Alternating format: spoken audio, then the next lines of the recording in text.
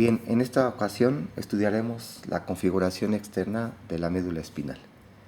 Como sabemos, nuestra médula espinal se origina de la porción caudal del tubo neural y tiene la característica que conserva más o menos la forma de este tubo neural. La médula espinal, si vemos una porción anterior de lo que sería la médula oblongada, ¿sí?, o bulbo raquídeo, esta médula oblongada bulbo raquídeo en sentido caudal o inferior se va a continuar con la médula espinal. En esta cara ventral o anterior de nuestro sistema nervioso central, el límite entre la médula oblongada y la médula espinal lo está dando la decusación de las pirámides. Aquí tenemos la decusación de la vía piramidal.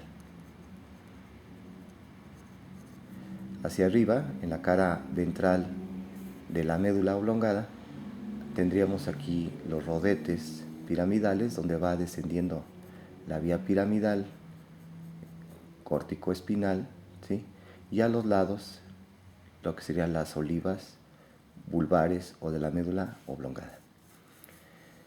Otro límite importante entre la médula espinal y la médula oblongada lo va a estar formando el origen de las raicillas que van a formar el primer nervio espinal cervical, es decir, C1. Es el límite superior entre la médula oblongada, ¿sí?, y la médula espinal. Hacia abajo, la médula espinal, que se encuentra alojada dentro del canal raquídeo, va a ir descendiendo y va a presentar dos ensanchamientos e intumescencias. Una intumescencia superior, que va a ser la intumescencia cervical o ensanchamiento cervical, y hacia abajo va a presentar otra pequeña dilatación e intumescencia que va a ser la lumbosacra, para terminar en lo que sería el cono medular. Entonces, tenemos la intumescencia lumbosacra, donde se va a estar originando el plexo lumbosacro, que va a inervar a las extremidades inferiores, así como también al periné, y la médula espinal terminando en lo que sería el cono medular. Estas intumescencias cervicales se van a relacionar con lo que serían los segmentos medulares, es decir, o neurómeros, que están determinados por el origen de las raicillas ventrales y dorsales, que sabemos que se unen para formar los nervios espinales o nervios raquídeos. De esa forma, la intumescencia cervical se encuentra más bien a nivel de los segmentos medulares que van a formar parte del plexo braquial, es decir, desde C4 hasta T1. Mientras que la intumescencia lumbosacra se localiza en los segmentos medulares que originan al plexo lumbosacro a la altura de L2 hasta S3. Quiere decir que ya donde termina la médula espinal, en el cono medular, los segmentos medulares S4, S5 y coxigio se van a encontrar en esta terminación en forma de punta de lápiz, que es el cono medular. Este cono medular hacia abajo, el extremo inferior de la médula espinal, se va a continuar con lo que sería el filum terminal, que es un remanente de la porción caudal del tubo neural. Tenemos aquí abajo el filum terminal. Este filum terminal hacia abajo va a perforar la terminación de la dura madre, que va a formar aquí un pequeño saco dural que se localiza a la altura de la segunda vértebra sacra. Entonces, a la altura de la segunda vértebra sacra, el filum terminale atraviesa a la dura madre para terminar a lo que sería en la cara dorsal del coxis. En este punto, ¿sí?, el filum terminale en un inicio primero está formado por la pía madre, que es la meninge que está en íntimo contacto con el sistema nervioso central. Se continúa formando el filum terminale, aparte de que hay elementos neurogliales, ¿sí?, en este filum terminale. Y cuando llega y perfora a la dura madre a la altura de la segunda vértebra sacra, también se envuelve de la dura madre y recibe el nombre de ligamento coxigio. que decíamos se va a fijar hacia el coxis. Esta terminación o este extremo inferior de la médula espinal en el sujeto adulto se encuentra aproximadamente en el disco intervertebral entre la primera y segunda vértebra lumbar. ¿Sí? Esta terminación inferior del cono medular varía de acuerdo a la edad. En el niño recién nacido generalmente termina a la altura de la tercera vértebra lumbar, ¿sí? Pero comúnmente en el adulto ya se localiza entre L1 y L2. Si continuamos con el estudio de la médula espinal, vamos a observar que en su cara anterior la médula espinal presenta, ¿sí?, un surco. Este surco, ¿sí?, se encuentra en la línea media y en su cara anterior. Por eso recibe el nombre del surco medio, ¿sí?, anterior o surco anterior medio, ¿sí?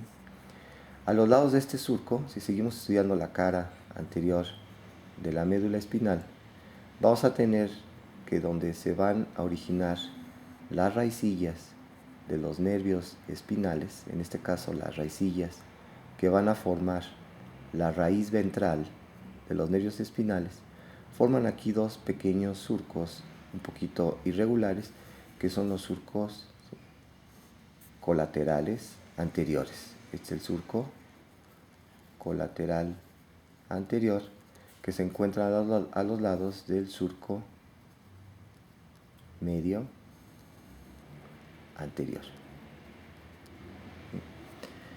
Si vemos la cara posterior de la médula espinal, tendríamos la cara dorsal o cara posterior de la médula oblongada, y hacia abajo ya tendríamos la médula espinal con su intumescencia cervical y su intumescencia lumbosacra. Cervical y lumbosacra terminando en el cono medular.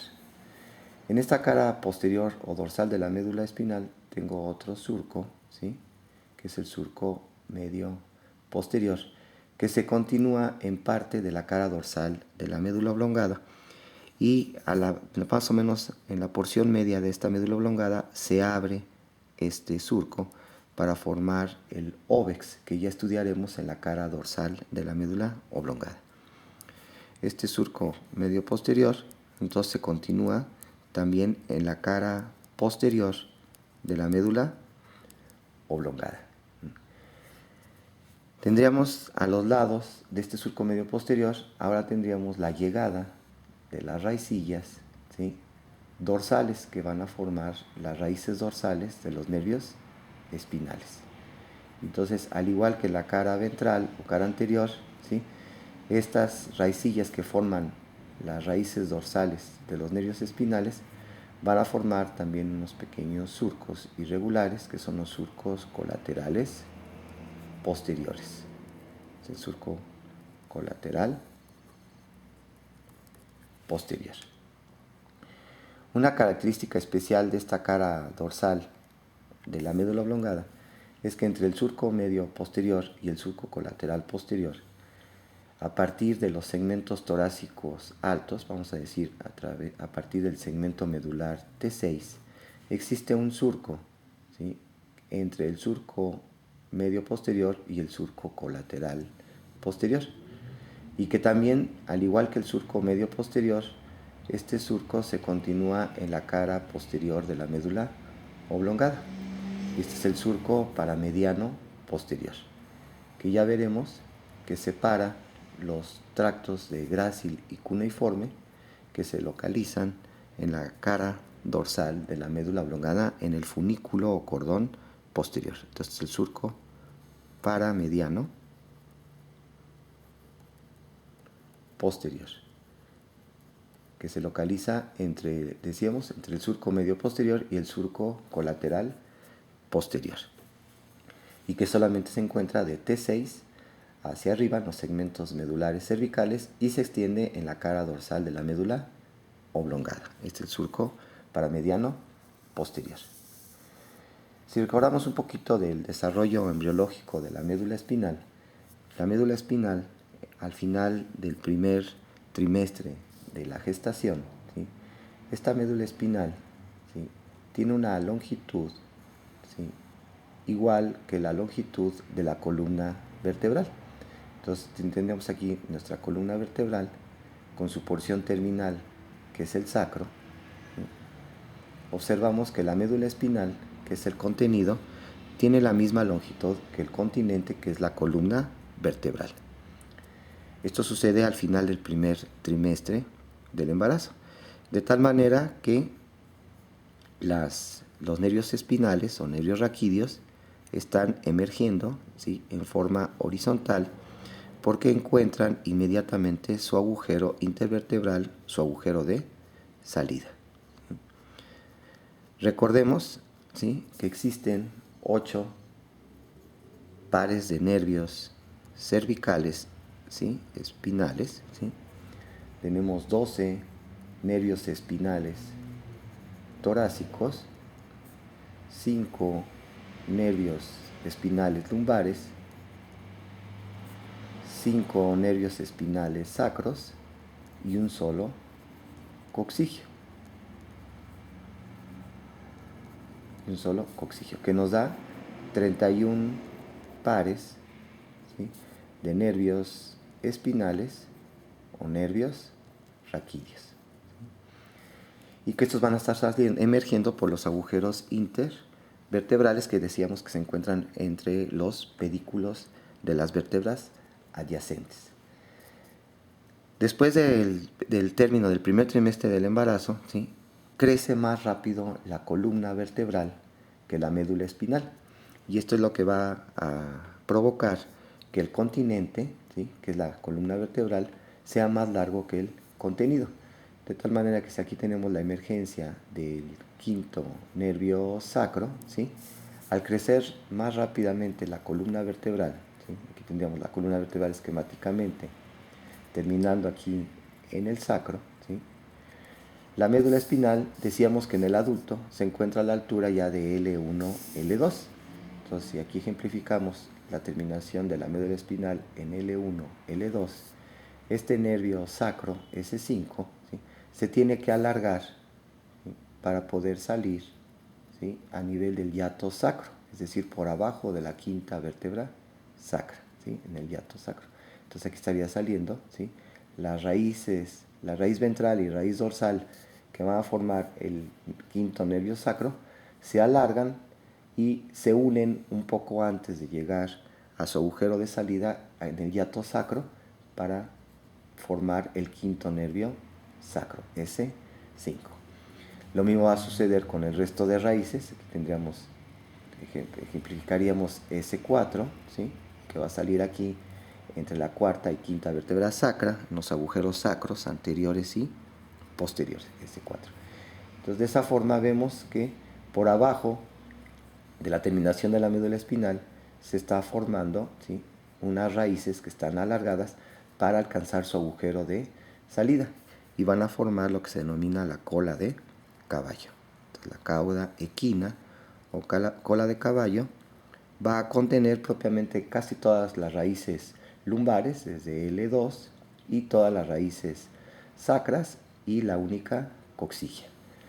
Y que en su porción media, ¿sí?, de la cola de caballo se encuentra lo que sería el filum terminale, que se distingue del resto de las raíces nerviosas por su color ligeramente azulado, mientras que las raíces nerviosas de los nervios espinales, lumbares, sacros y coccigio, ¿sí?, tienen un color blanquecino. Entonces, este sería en su porción media, estaría el filum terminal, que decíamos se va a continuar después de la segunda vértebra sacra, se va a continuar como ligamento coccigio, ¿sí? Entonces, esta es una característica que nos permite entender por qué se forma la cola de caballo. Por otro lado, la médula espinal, en su configuración externa, se le pueden ir describiendo los neurómeros o segmentos medulares, pero que ya internamente no se están bien determinados estos segmentos medulares. Estos segmentos medulares en la configuración externa de la médula espinal van a estar determinados por la emergencia de las raicillas ventrales y dorsales, ¿sí?, de los nervios espinales.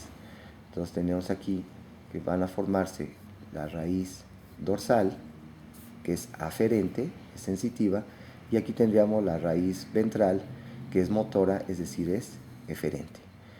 Y que la raíz dorsal, antes de unirse a la raíz ventral cerca del agujero intervertebral, presenta una intumescencia que va a formar el ganglio espinal o ganglio raquídeo y se une con la raíz dorsal ventral para formar el nervio espinal. Aquí estaría el nervio espinal, ¿sí?, formado por la unión de la raíz ventral, que es motora, y la raíz dorsal, que es sensitiva.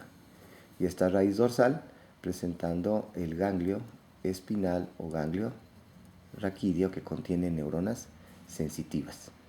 Y este ganglio, en la proximidad del agujero intervertebral, se une con la raíz ventral para formar el nervio espinal. Entonces, esta médula espinal, si la vemos en su cara anterior, aquí estaría el surco medio anterior, y aquí tendríamos de 3 a 5 raicillas que van a formar las raíces, ya sea ventral o dorsal. Estaría la unión de estas raicillas formando los nervios espinales. Entonces, estos serían los segmentos medulares. Estos segmentos medulares son angostos, no llegan a medir más de un centímetro, ¿sí?, 1.5 centímetros. Son de la misma altura a todo lo largo de la médula espinal, ¿sí?, de tal manera que vamos a encontrar de estos segmentos medulares, los cervicales, es decir, de C1 hasta C8, ¿sí?, se van a localizar en las vértebras cervicales. Entonces, estamos haciendo la relación entre los segmentos medulares y las vértebras, la columna vertebral. Debido a que a los cuerpos vertebrales de las vértebras cervicales es poco alto, es chaparrito, ¿sí?, en las 7 vértebras cervicales se localizan los 8 segmentos medulares. Pero ¿qué sucede conforme vamos descendiendo en la columna vertebral? Las vértebras torácicas ya tienen cuerpos más altos, mientras que los segmentos medulares siguen de la misma altura. Entonces vamos a observar que los segmentos medulares torácicos, desde T1, ¿sí?, hasta T12, ¿sí?, se van a localizar en las 10 vértebras torácicas, en las 10 primeras vértebras torácicas, desde T1 hasta T10 van a contener a los segmentos medulares torácicos. Quiere decir que si estamos a la altura de la 10ª vértebra torácica, ahí se van a encontrar los segmentos medulares T11, T12 y posiblemente parte también de T10, ¿sí? Muy bien. Si vamos ahora a nivel lumbar, ¿sí?, los segmentos medulares lumbares, ¿sí?, que aquí es donde se encuentra la intumescencia lumbosacra, ¿sí?, estos segmentos lumbares, medulares lumbares, se van a localizar a nivel de ¿qué vértebras? A nivel de la T11 y T12. Es donde se van a encontrar los segmentos medulares lumbares. Y por último, los segmentos medulares sacros, ¿sí?, se van a localizar a la altura de la primera vértebra lumbar, porque ya decíamos que la médula espinal termina en el disco intervertebral entre L1 y L2. Quiere decir que si el paciente presenta una fractura por aplastamiento, ¿sí?, de la vértebra T12, ¿sí?, y estos segmentos se van hacia atrás y se meten hacia el canal raquídeo, ¿sí?, lo que van a provocar es una compresión, ¿sí?, de los segmentos medulares lumbares, ¿sí?, porque decíamos que los segmentos medulares lumbares se encuentran en las 2 últimas vértebras torácicas. Entonces quiere decir que una fractura en T12 va a provocar compresión de los segmentos medulares, ¿sí?, bajos, lumbares bajos, sería, podemos decir, de L3, L4, L5. Mientras que una lesión de la primera vértebra lumbar de L1 va a comprimir, ¿sí?, a los segmentos medulares sacros, desde S1 hasta S5, incluyendo el único coccigio, ¿sí? Entonces, esto es importante saber las relaciones entre las vértebras y los segmentos medulares. Por otro lado, tenemos que ver la relación entre la emergencia de los nervios espinales y los agujeros intervertebrales. De tal forma que si tenemos aquí lo que sería el hueso occipital con los cóndilos del occipital articulándose hacia abajo con el atlas, vamos a observar que entre el atlas y el occipital va a estar emergiendo el primer nervio espinal, es decir, C1. Mientras que entre lo que sería el axis, la segunda vértebra cervical, y el atlas va a estar emergiendo C2. Y así subsecuentemente entre C3 y C2 va a estar emergiendo C3, que sería aquí la tercera vértebra cervical y esta sería la segunda vértebra cervical. Es decir, que los nervios espinales están emergiendo por arriba de su vértebra correspondiente. Y esto se presenta hasta que llegamos, ¿sí?, a lo que sería a la nervio espinal C8. Entonces aquí tendríamos cuarta, quinta, sexta, séptima cervical. Y aquí ya tendríamos la primera vértebra torácica. Entonces, todo saliendo por arriba de su vértebra correspondiente, ¿sí? C6 por arriba de la vértebra C6 y C7 saliendo por arriba de C7. Pero entre C7 y la primera vértebra torácica va a estar emergiendo C8, que no tiene vértebra correspondiente. Quiere decir que a partir de T1, ¿sí?, del nervio espinal T1, este T1 va a salir por abajo de su vértebra correspondiente, es decir, va a salir entre T1 y T2, ¿sí? Y así subsecuentemente, ¿sí?, el nervio espinal segundo torácico va a salir por abajo de su vértebra correspondiente, abajo de T2. Quiere decir que si estamos a nivel lumbar, si tuviéramos aquí la vértebra L4 y aquí L5, entre L4 y L5 va a salir el nervio espinal L5, el cuarto lumbar, es decir, por abajo de su vértebra correspondiente. Y si aquí tuviéramos ya la primera vértebra sacra, entre L4 y L5 está emergiendo L5 por abajo de su vértebra correspondiente. Por otro lado, debido a que los nervios espinales, sobre todo los de la región ya lumbosacra, tienen que irse dirigiendo oblicuamente hacia abajo para emerger, ¿sí?, por su agujero intervertebral correspondiente, esta oblicuidad, ¿sí?, de los nervios espinales lumbares y sacros salir por su agujero correspondiente y atravesar el espacio epidural, ¿sí?, aquí a nivel del espacio epidural, que ya veremos que se encuentra entre las paredes del hueso, del canal raquídeo y la dura madre, ¿sí? La dura madre manda una pequeña extensión, como si fuera una manga de camisa, envolviendo a las raíces de los nervios espinales, que terminan a nivel del agujero intervertebral, ¿sí?, y ya la dura madre se va a fijar al epineurio en la emergencia de los nervios espinales. Y ya posteriormente el nervio va envuelto por su epineurio. Entonces la dura madre está mandando pequeñas expansiones como mangas de camisa, ¿sí?, envolviendo a las raíces de los nervios espinales y termina, ¿sí?, a nivel del agujero intervertebral, continuándose con el epineurio.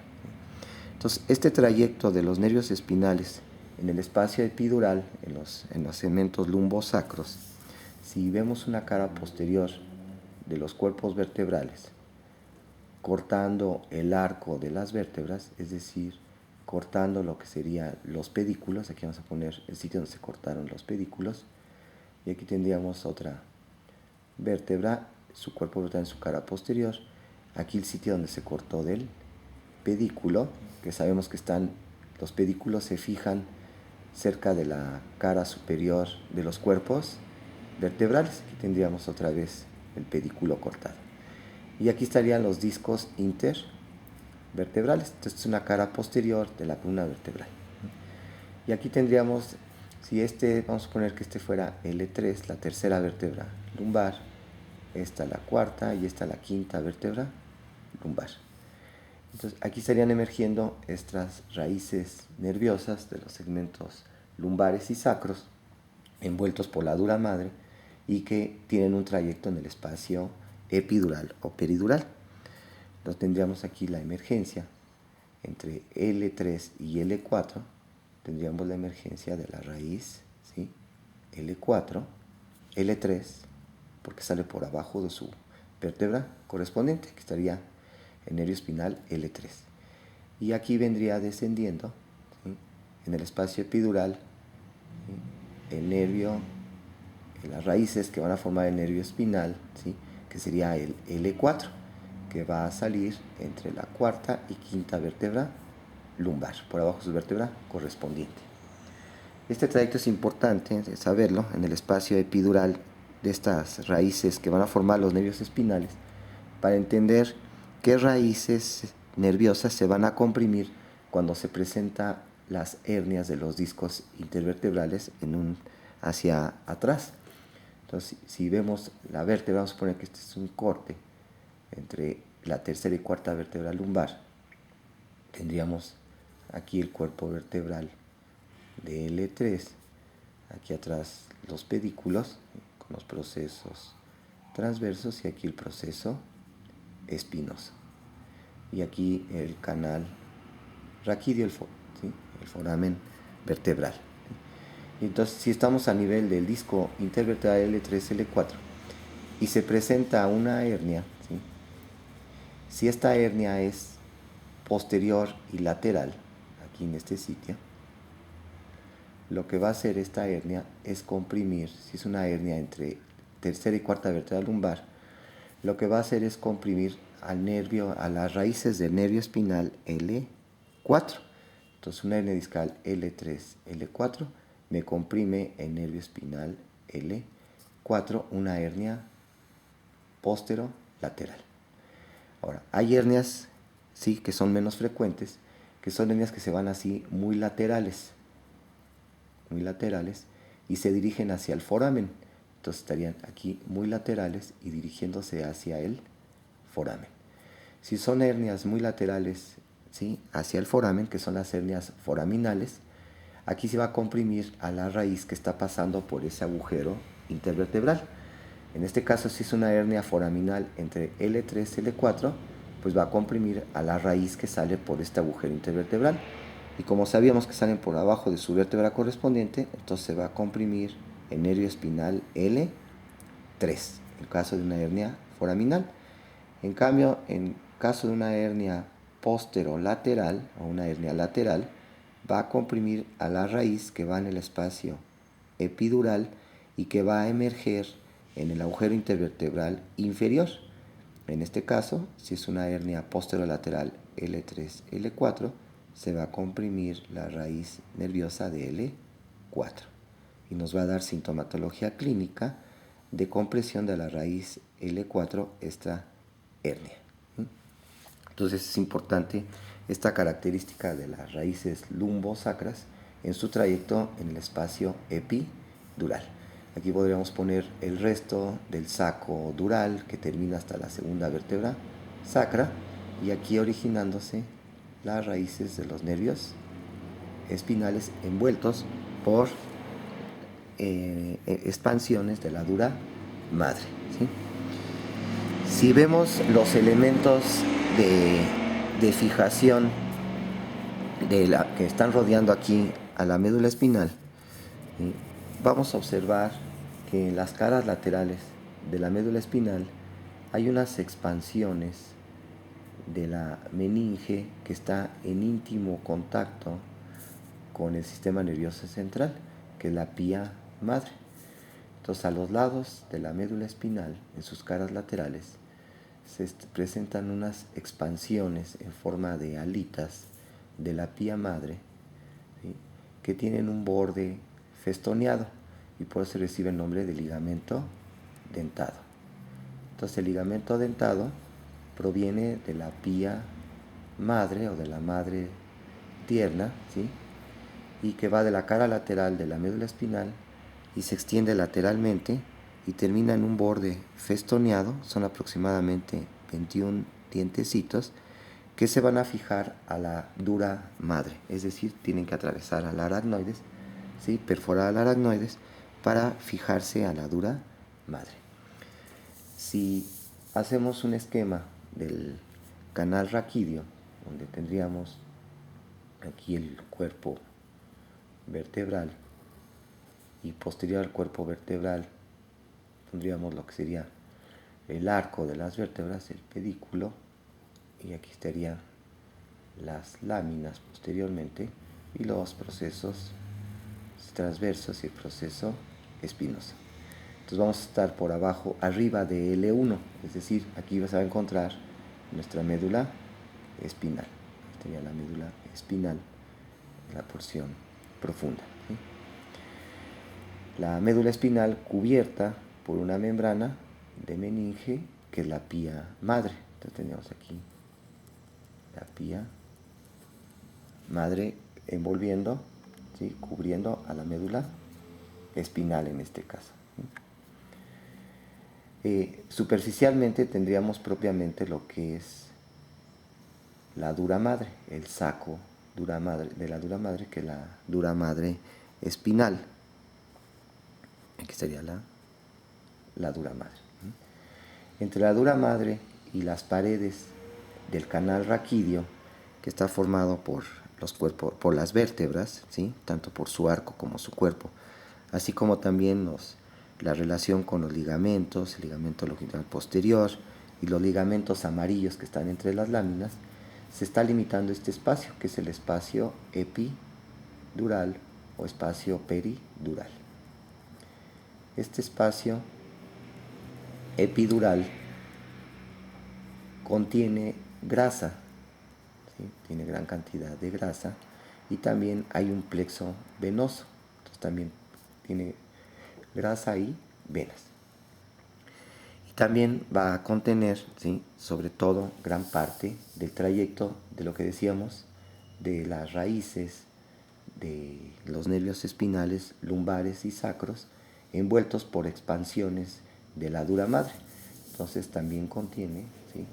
Raíces, ¿sí? De los nervios espinales. Que ya decíamos es importante para entender la compresión de estas raíces en su trayecto en el espacio epidural, de las raíces lumbo-sacras. Muy bien. Profundamente a la dura madre se encuentra otra membrana muy finita, ¿sí? Como si fuera una hoja de cebolla, ¿sí? Y esta hoja profunda va a formar lo que sería la aracnoides. Entonces, profundamente a la dura madre se encuentra la aracnoides. Entonces, esta aracnoides se encuentra adosada, como las hojas de nuestros cuadernos, ¿sí? Se encuentran adosadas la aracnoides y la dura madre. En ocasiones estas membranas se pueden separar, ¿sí? Y entonces se hace aparente este espacio, que es el espacio subdural. Entonces entre la aracnoides y la dura se encuentra el espacio subdural, y que se puede acumular ahí ¿sí? En casos de traumatismo o de infecciones, se puede acumular líquido y entonces formar si es sangre, un hematoma subdural, que sería en el espacio subdural entre la aracnoides y la dura madre. Y por último, por abajo de la aracnoides, ¿sí? Esta aracnoides presenta unas pequeñas prolongaciones, ¿sí? Unas pequeñas prolongaciones aracnoideas, ¿sí? Que van a estar atravesando un espacio, que es el espacio subaracnoideo, que se encuentra entre la aracnoides y la pía madre, y que se encuentra atravesado por estas pequeñas prolongaciones aracnoides, el espacio subaracnoideo. Y en este espacio subaracnoideo, entre la aracnoides y la pía madre, es donde está circulando el líquido cerebroespinal o líquido céfalo-raquídeo. Entonces, es importante conocer estos espacios porque, por ejemplo, cuando se va a hacer una anestesia, un bloqueo peridural o epidural, lo que hace el anestesiólogo es hacer una punción en la línea media, va atravesando los planos superficiales y profundamente atraviesa al ligamento amarillo, y cuando la atraviesa tiene una sensación de perforar una tarjeta, y en ese momento cae al espacio epidural, y aquí es donde puede instalar el anestésico, ¿sí? Y si va a ser una cirugía un poco más prolongada, ¿sí? Lo que hace es colocar un catéter en el espacio peridural. Este bloqueo peridural se va a hacer generalmente por abajo de la terminación de la médula espinal, es decir, por abajo de L1 y L2, es donde se va a hacer este bloqueo, en donde el anestésico va a bañar, ¿sí?, a las raicillas lumbosacras, provocando su efecto anestésico, ¿sí? Entonces, bloqueando toda sensibilidad y también bloqueando toda movilidad, de tal manera que el paciente presenta anestesia por abajo del segmento que se está bañando el anestésico, ¿sí? Y también va a presentar una parálisis que es transitoria mientras que pasa el efecto del anestésico. Entonces, esta punción peridural se va a hacer por abajo del segmento medular, donde termina la médula espinal, es decir, por abajo de L1 y L2. ¿Sí?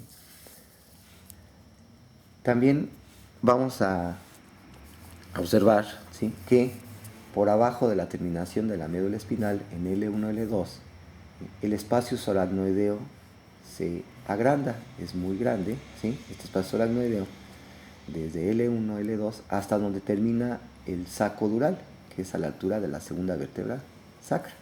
Entonces aquí viene la dura madre, termina a la altura de la segunda vértebra sacra, y adosada a la dura madre vendría la aracnoides.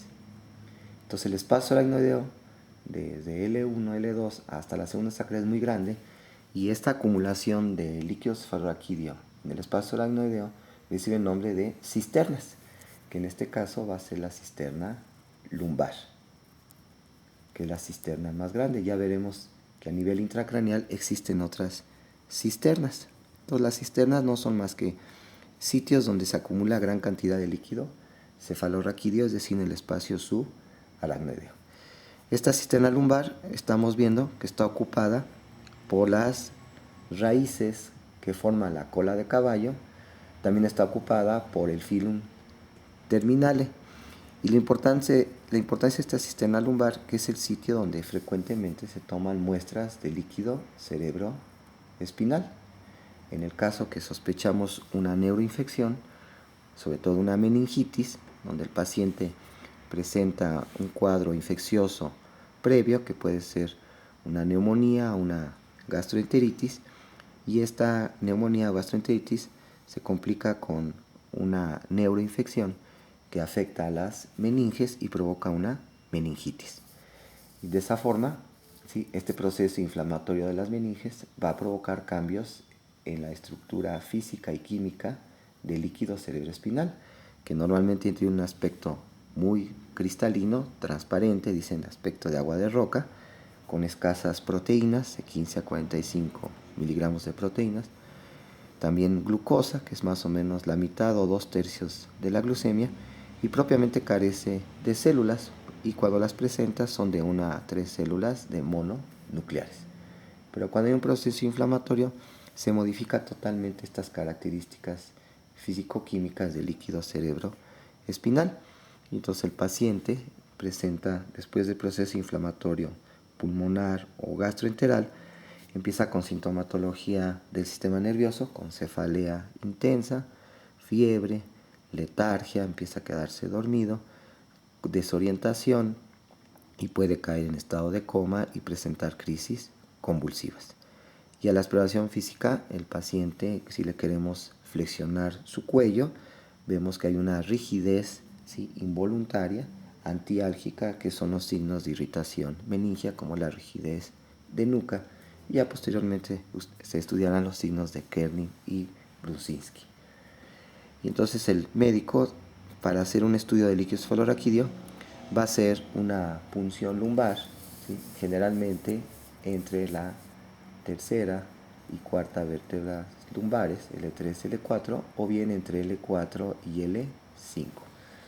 Y lo que va a hacer es introducirse, ¿sí?, hasta el espacio subaracnoideo a nivel de la cisterna lumbar y medir la presión de líquido cefalorraquídeo y también hacer un análisis físico-químico de líquido cerebroespinal o cefalorraquídeo, donde va a adquirir un aspecto como agua de coco blanquecino. Se incrementan las proteínas, se reduce la glucosa y también se incrementan las células, sobre todo de polimorfo nucleares, y nos hace el diagnóstico de una meningitis purulenta. Entonces es la importancia, ¿sí?, de la cisterna lumbar. Entonces, de esa forma ya tendríamos estudiado lo que sería la configuración externa de la médula espinal y ya podríamos posteriormente estudiar su configuración interna.